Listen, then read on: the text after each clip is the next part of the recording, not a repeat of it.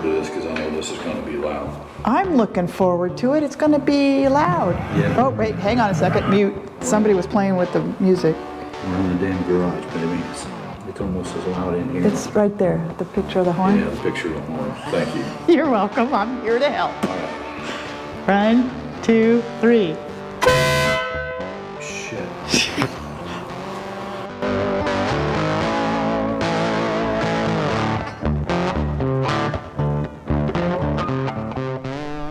Hello and welcome to Road Rush Nation. I'm Terry, your host, and thank you so much for joining us this week. So when the weather's like this,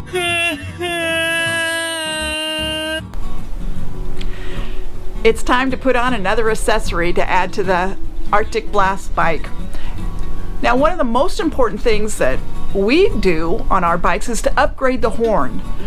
You need something louder. Harley has done some improvements on the horn, but it's still not loud enough. And we all think about loud pipes as saving lives. Well, yes, but the sound is behind you, and the person in a car could be beside you or in front of you, and you really need to let them know you're there. So upgrading the horn is kind of a necessity.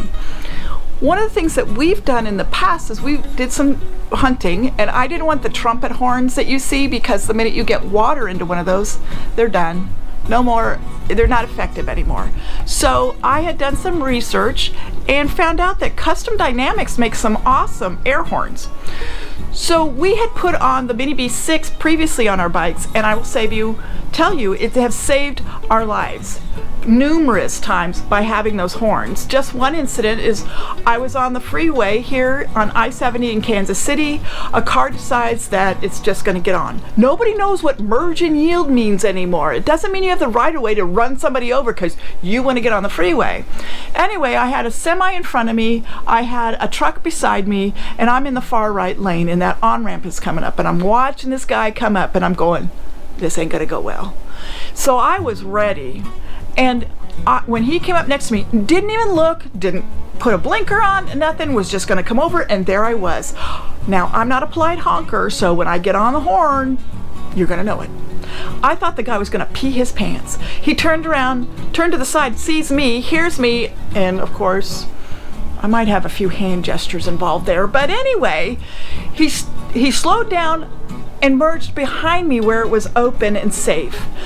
Having a good horn is extremely important for your safety. So what I want to show for you today is I want to compare the stock horn to what the Mini Beast 6, which is what Aaron has on his bike. They don't make that version anymore, but then now they have what they call the ProBeast, which is even a little louder than what Aaron has on his bike. So I wanted to show you, let you hear the difference, which it's kind of limited because, hey, it's the audio equipment, but we're also going to do an install. So Aaron's going to show us how to install that on your bike. So hang out. You really want to know what they sound like, and you'll be so glad for the amount of money that it's going to cost you to put an air horn on. You're going to want this. You're going to want this Custom Dynamics ProBeast. So hang out. I just want to give you an idea what the stock horn sounds like and do a comparison with the Custom Dynamics ProBeast when it's all completed. So let's just go ahead and honk the horn. It's got a good tone to it. They've increased the volume on these, but I want you to hear what the ProBeast sounds like. So you are just clearing off the top of the battery for the connector? Yeah, this is actually the most time-consuming part of the whole damn job. Getting the ECN out of the way and all the sundry other wires and brackets. As you can get to the post, the negative battery post you actually have access to on the outside, from the outside without removing any of this shit. But when it comes to getting down here to the positive side, which is where we have to run the compressor power wire off of this particular horn, it has one wire that wires direct to the positive battery side of the terminal. And the only way to get to that is to remove all this other crap. But that's necessary crap for the bike to run. That's true enough.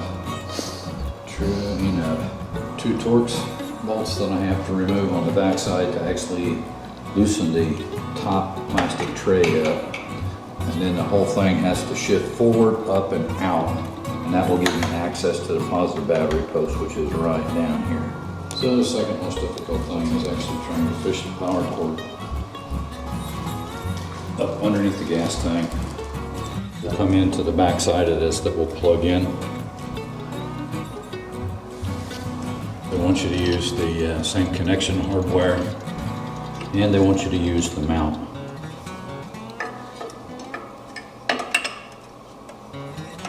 So this is the original factory wiring coming in.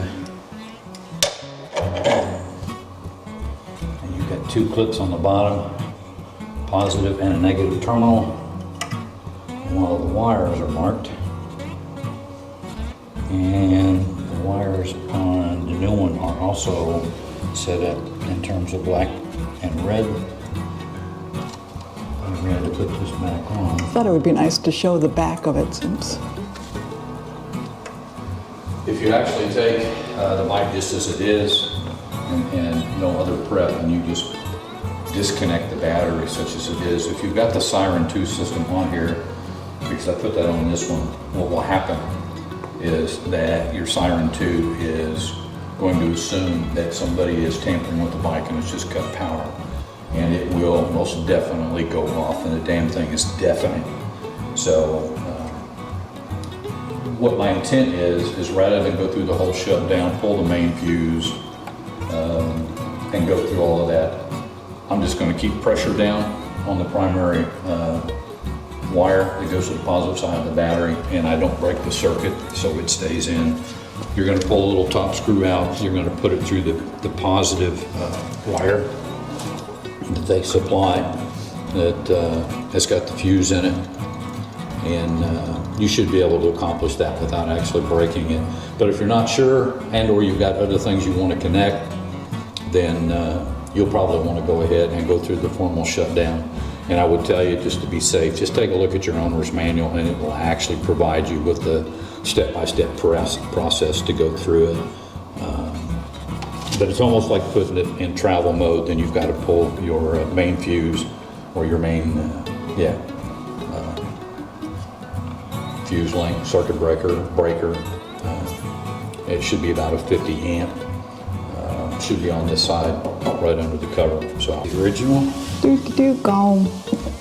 Since I've already put a few of these on, is I've noticed that what they don't do, and one of the more difficult things, is trying to fish a wire that has this kind of a fuse on it with the sealed environmental cap. You want to show that closer up so? Actually becomes pretty difficult to fish it around, up and around the tank, and to get it to come out where you want it to come out on the other end. The other piece of that is that in the event that for some reason or other you need to actually remove this, you're going to wind up just cutting the wire instead of trying to go back in and connect, disconnect, and then reconnect everything back to the battery again, because that's kind of a real pain in the ass. I don't know why they never did, but I'm going to go ahead and I'm going to install a quick disconnect. These happen to be the heat treatable ones, heat shrink ones. So once I get the wires cut, skin back, and then I'll slip them in, I'll crimp them down, push this together. I heat it up with a cigarette lighter, and all of the tubing's going to shrink and give me a nice environmental seal. But I'm also going to use, since they gave me a couple of bigger pieces of shrink wrap tubing, I'm going to go ahead and use that on the outer side as well. Once you actually clip the positive and negative back into the factory's wiring harness, they want you to try to get this material up and over, and then you trim it, you get the connection itself all plugged in, you heat it, and then it creates kind of a nice tight seal, environmental seal around the connection itself. Hopefully slows any oxidation process that might take from hot and cold, and then driving it through rain and moisture and everything else. So setting this up, and I'm going to try to run a step wire up in through here and get it to come out up here, and then I will use the zip ties and tie that in, get it cut right, and then I'll go ahead and put the disconnects on. So, okay. So what I managed to do while we were off camera was go ahead and come in through the back side of, adjacent to the battery, and fished the wire up in as close as I could get. There's a trough in between both tanks. I don't like having a wire lay directly on top of the head or in close proximity. I know that they get really hot. I'm always afraid it's going to melt. Nothing ever does, but I figure, what the hell, ounce of prevention. So I run it up with a little bit of slack, and then I put a zip tie way up in here at the top so that it actually kind of holds it in place against additional movement up front.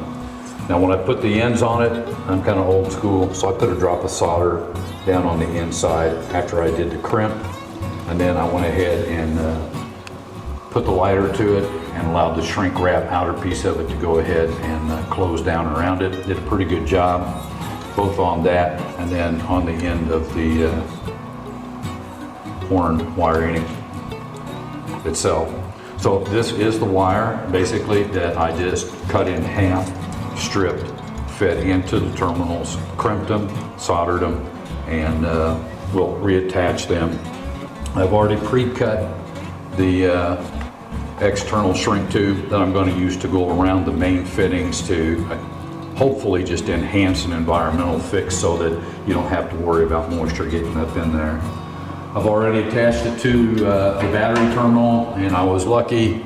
I managed to keep everything in contact while I worked the screw out and got it back in, so I didn't set anything off, so we didn't have any loud noises. And other than that, I'm just getting ready to put the finishing touches back on, so we're going to go ahead and reinstall, or actually install, the new one. And you're just going to use the same hardware, which is the flat washer and the acorn nut that they provided in the beginning. And as big as the horn is, it seems like it sits well on the original factory mount, and the rubber grommet on the back side of it really provides a good secure mount for it. And with the amount of vibration that you're going to get, it's going to turn out being pretty good.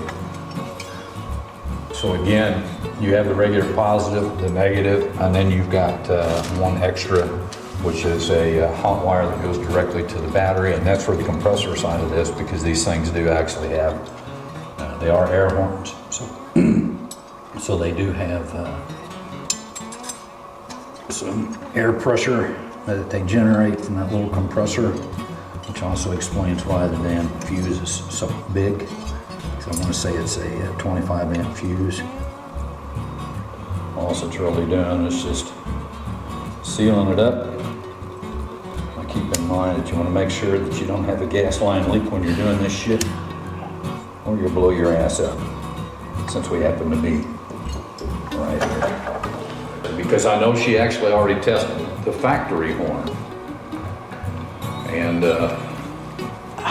bright in the lights. it's oversold and under delivers.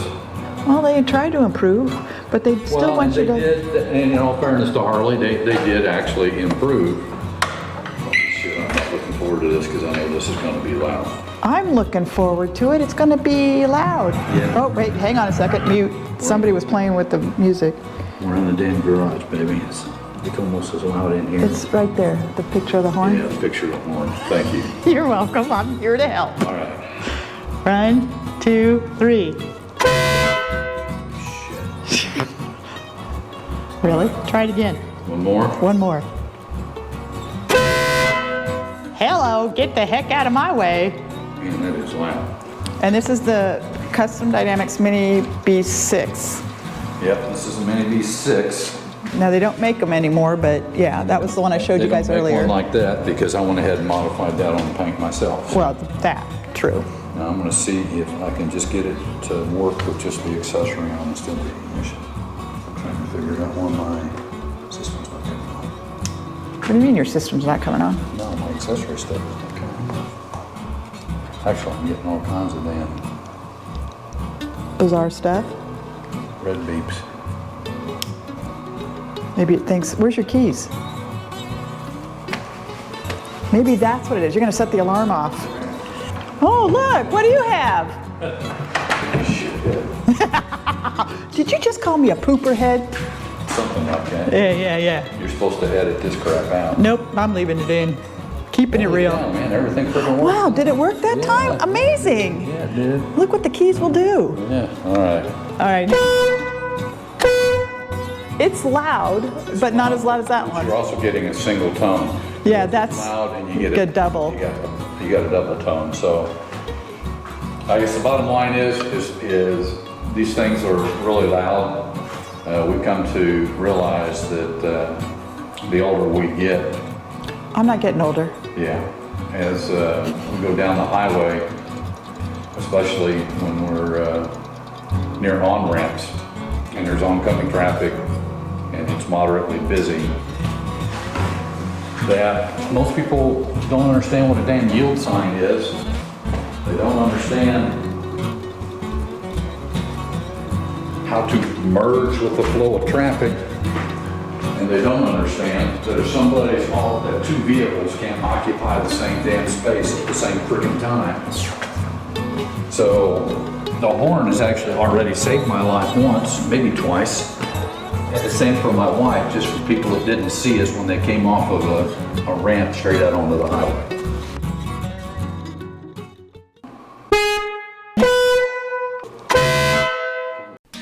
Thanks for watching, and we hope you enjoyed it.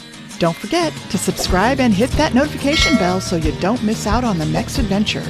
Take care, ride safe, and enjoy life. Remember, life's too short, so let's go ride.